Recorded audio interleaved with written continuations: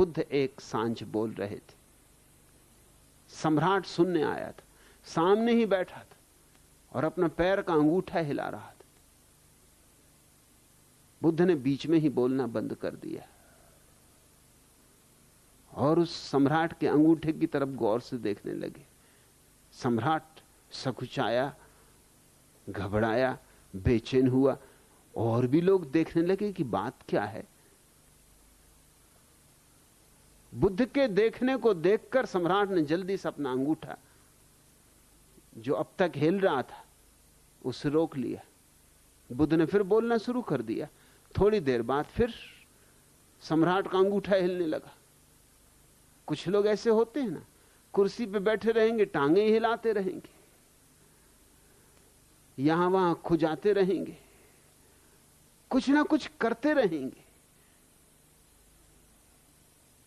होश ही नहीं क्या कर रहे। बुद्ध ने फिर बोलना बंद कर दिया। सम्राट को बेचैनी होने लगी। उसका वजीर भी पास बैठा है, उसकी रानी भी पास बैठी है। उनको भी लगा कि ये तो बड़ी भद्द की बात है। सम्राट ने कहा, आप बोलना बंद क्यों कर देते और मेरे अंगूठे की तरफ क्यों देखने लगते? बुद्ध ने कहा, मैं इसलिए देखता हूं अंगूठे की तरफ कि क्यों तेरा अंगूठा हिल रहा, तू मुझे उत्तर दे दे। सम्राट ने कहा कि मुझे होश ही कहां, जब आप रुकते हो मेरे अंगूठे की तरफ देखते तब मुझे ख्याल आता है कि अंगूठा हिल रहा, तब मैं तत्क्षण रोक लेता हूं, फिर भूल जाता हूं, फिर अंगूठा हिलने लगता है। तो बुद्ध ने कहा, यह अंगूठा तेरा है या किसी और का? तेरा अंगूठा हिले और तुझे पता न चले, तब तो फिर किसी दिन तो किसी की गर्दन भी काट सकता है, क्योंकि तेरा हाथ है और तुझे पता न चले। और यह मजाक ही नहीं, बहुत सी हत्याएं होती हैं जिनमें हत्यारे को पता ही नहीं चलता कि उसने हत्या कर दी, करने के बाद ही पता चलता है कि अरे यह मैं क्या कर गुजरा, यह क्या हो गया। और ऐसी भी हत्याएं हुई हैं कि हत्यारों ने अदालतों में वक्तव्य दिए कि हमने की ही नहीं। पहले तो यही समझा जाता था कि ये लोग झूठ बोल रहे हैं, लेकिन अब मनोवैज्ञानिक कहते हैं कि जरूरी नहीं कि वो झूठ बोल रहे हो सकता है वो ठीक ही कह रहे हैं, उन्हें पता ही ना हो, इतनी मूर्छा में हत्या की गई हो। क्योंकि जब आदमी क्रोध में उन्मत्त हो जाता है तो करीब करीब मूर्छित हो जाता है। क्रोध की गहन अवस्था में तुम्हारे शरीर में ऐसी ग्रंथियां हैं जिनसे जहर तुम्हारे खून में दौड़ जाता है और उस जहर के कारण एक मूर्छा छा जाती। उस मूर्छा की स्थिति में कोई हत्या भी कर सकता है, आत्महत्या भी कर सकता है। और यूं ही तुम जी रहे हो यंत्रवत। पहले शरीर के प्रति सजग होना शुरू करो। चलो तो जानते हुए होशपूर्वक, बैठो तो जानते हुए होशपूर्वक, लेटो तो जानते हुए होशपूर्वक। इतनी गहनता को लाना है होश में कि एक ऐसी घड़ी भी आ जाए कि रात करवट भी बदलो तो भी होशपूर्वक, और अंततः सोए रहो तब भी तुम्हें यह होश रहे कि शरीर सोया है, मैं जागा हूं। जिस दिन यह घटना घट जाती है उस दिन एक पड़ाव पूरा हुआ, 1/3 यात्रा पूरी हो गई। फिर दूसरा प्रयोग मन पर करना है। फिर मन के विचार, कामनाएं, इच्छाएं, ऐषणाएं, स्मृतियां, कल्पनाएं, सपने, इनको देखना है। ये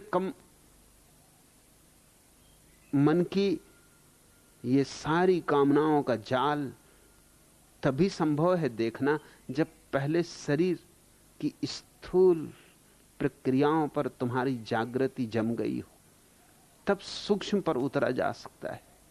एक एक कदम बढ़ना होगा। जो शरीर पर सफल हो गया वो मन पे भी सफल हो जाएगा। उसके हाथ में राज लग गया। और जब तुम्हारे मन पर तुम्हारा होश गहन हो जाएगा तो तुम चकित होगे। जब शरीर पर होश गहन होता है तो शरीर में एक कमनीयता, एक कोमलता, एक सौंदर्य, एक प्रसाद उतर आता है, एक संगीत, एक लयबद्धता। एक छंद छा जाता है, शरीर के उठने बैठने में एक अद्भुत लालित्य आ जाता है, सारी भाव भंगिमा में एक भगवत्ता छा जाती, एक गहन शांति, एक मौन, एक उत्फुल्लता, रोए रोए में एक उत्सव। और जब मन पर बोध गहन हो जाता है तो वासनाएं, विचार अपने आप विदा हो जाते, लड़ना नहीं पड़ता। जो लड़ा वह तो हारा, जो जागा वह जीता। इस सूत्र को खूब याद कर लेना, जो लड़ा वह हारा। फिर तुम्हें यह कहना ही पड़ेगा, हजार बोछेर धोरे को तो नोदी प्रांतर बेरिए गेलाम, ए चोलार माने तोबू बोझा गेलो ना, आमी हारिए गेलाम, आमी हारिए गेलाम। हार गया, हार गया, बुरी तरह हार गया। हजारों वर्षों की यात्रा में कितने नदियां, कितने वन प्रांतर पार किए, फिर भी चलने का अर्थ पता ना लगा।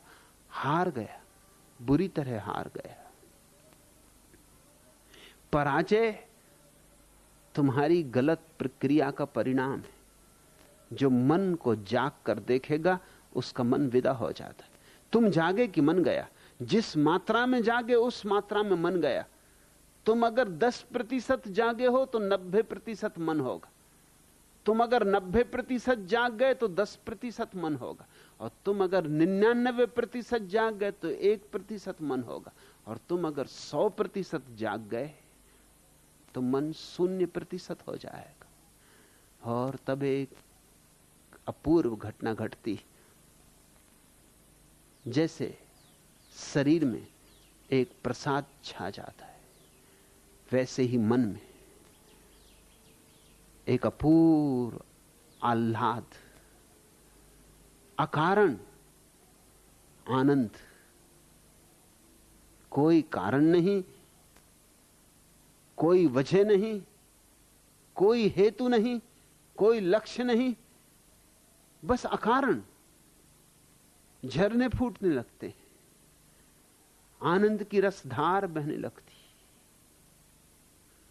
और जब मन में यह घटना घट जाए तो फिर तीसरा कदम बाकी रह गया, जो सर्वाधिक सूक्ष्म है। वो है हृदय की भावनाओं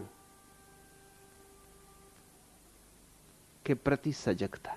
वो सबसे सूक्ष्माति सूक्ष्म हमारा जगत है। भाव विचार से भी गहरे और भाव विचार से भी नाजुक। फिर आखिरी प्रयोग करना है अपनी भावनाओं को देखना है। विचार पर जो जीत गया वो भावनाओं पर भी जीत जाएगा। राज तो वही है, कीमिया तो वही है, कला तो वही है, सिर्फ अब गहराई बढ़ाए जाना है। तैरना आ गया तो अब क्या फर्क पड़ता है, उथले में तैरे कि गहरे में तैरे। भावना का जगत सर्वाधिक गहरा है। जब भावनाओं के प्रति तुम जागोगे, जिस मात्रा में जागोगे उस मात्रा में भावनाएं भी विदा हो जाएंगी। और जब सारी भावनाएं विदा हो जाती तो उस अपूर्व घटना की घड़ी आ गई, जब ऋषियों ने कहा रसो वैसा। रस आखिरी परिभाषा है परमात्मा की। रस बह उठता है। रस अद्भुत शब्द है। दुनिया की किसी भाषा में वैसा कोई शब्द नहीं। परमात्मा रस रूप है।